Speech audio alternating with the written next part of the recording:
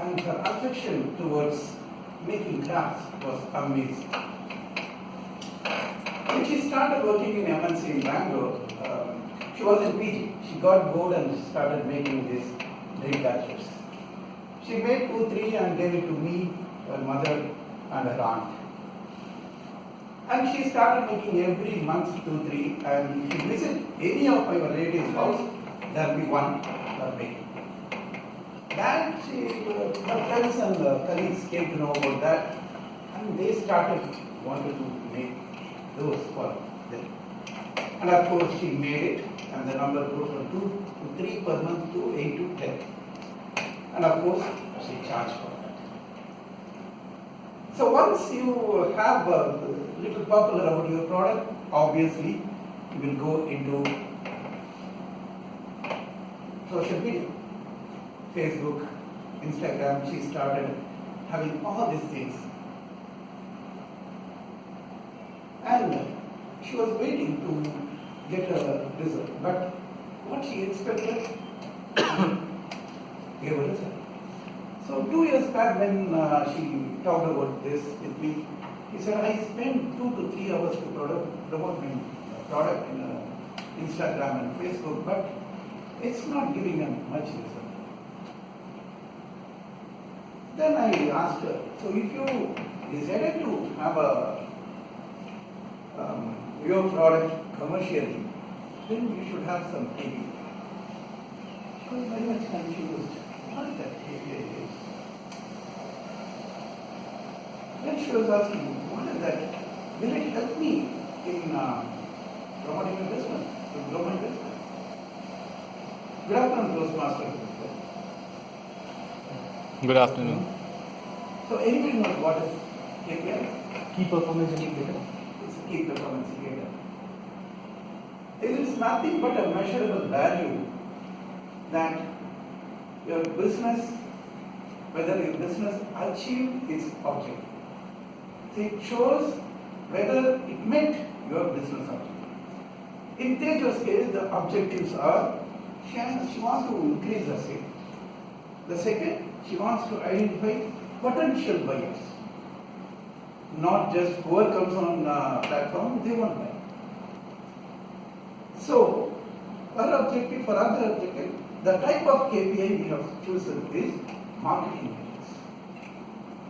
So, marketing metrics in the sense, it's a measurement that you get response from the digital media platform. So, let me give you 2 metrics from each digital platform. So, that is, we will see from email, social media, and web page. And what are the metrics it can be used. Actually, if you see the metrics available for marketing is hundreds.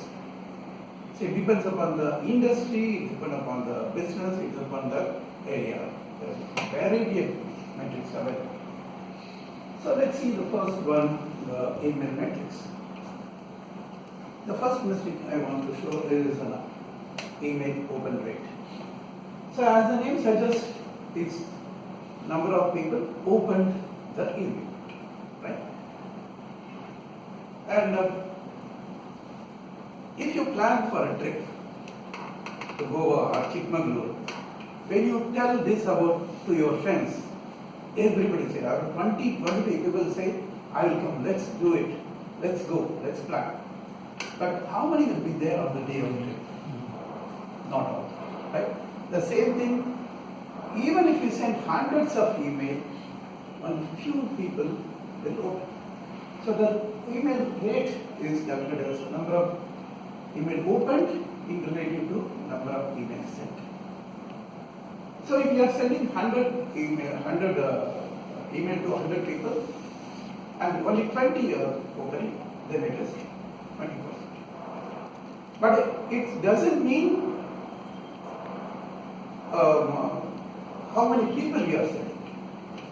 It depends upon who we are sending.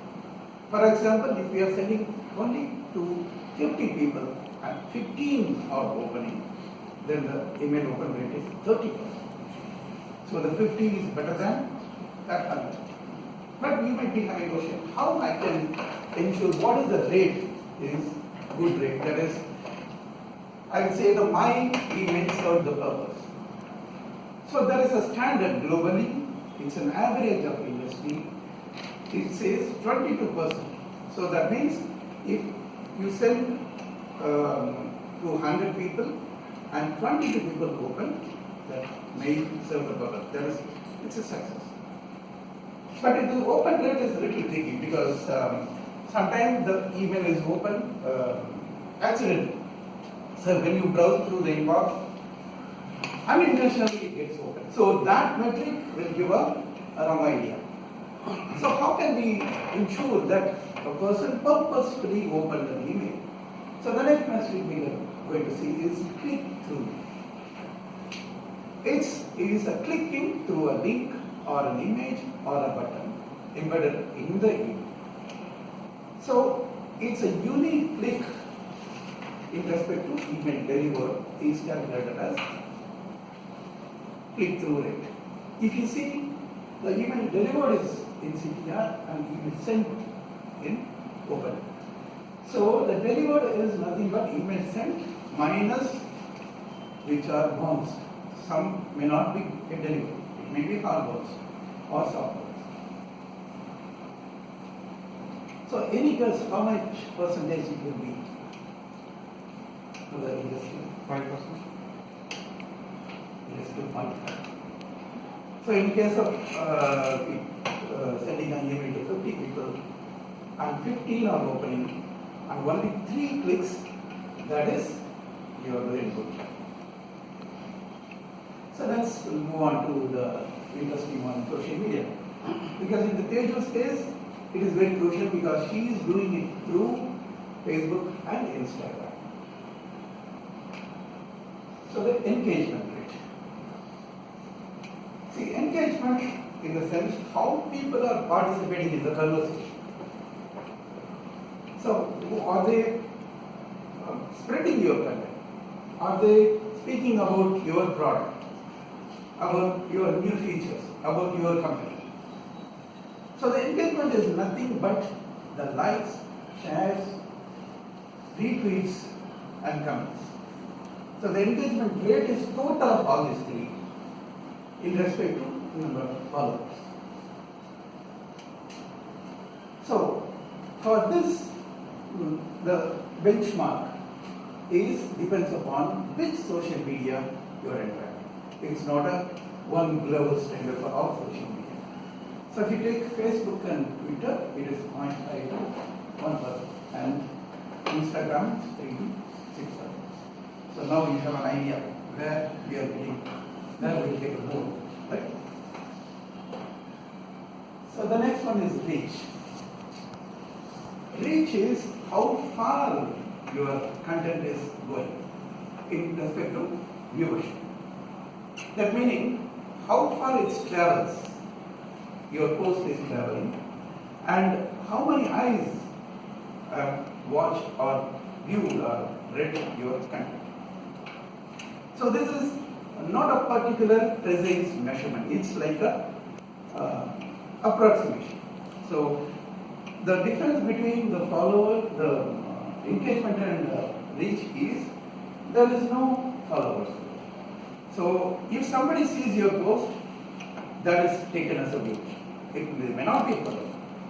So it is measured as how many viewed per day or per week or per month or per quarter. It depends upon how you wanted to measure. Since it's an approximation, there is no standard reach percentage or reach measurement. The next one we are going to see is landing pages or blogs. Landing pages is nothing but a page in your website, just a page. So what specially a landing page has is, it needs a response. It may have a click button, or it may have a form to fill up, or it may have a survey, or it may have a query button, or some response the user has to take. So first measurement we are going to do is page view. As the name suggests, how many person visited your page, or otherwise how many times your page has been viewed. So this can be very useful in terms of we can slice and dice in many ways. Like whether the view happens in the morning or evening or in the weekends or on the weekday or from which source it is coming from. So the industry average for this is 2 pages per session. Per session in the sense the time between when you open the site until you close. So the next one is the time spent. It's self-explanatory, the time spent on the page. So the short duration or a long duration of staying on a page conveys a lot actually. For example, if you have an education site and people are going and viewing and you have 50 visitors, but all are spending just 30 seconds or less than a minute, that means something is not right there. It is confusing, or it is not attractive, or it doesn't give proper information. So the industry average for this is 2 to 3. So after explaining all these things, you can ask, this is interesting and insightful, but how can I get those things? So we have a lot of marketing analytics tools available. So the corporates, Oracle Marketing Cloud, Google Analytics, Adobe Analytics are available. But for small business, a simple and easy understandable tools also available. There is HubSpot and Trade. So now you might be having a question, how your business is doing now. 6 months back, she stopped making all the ads.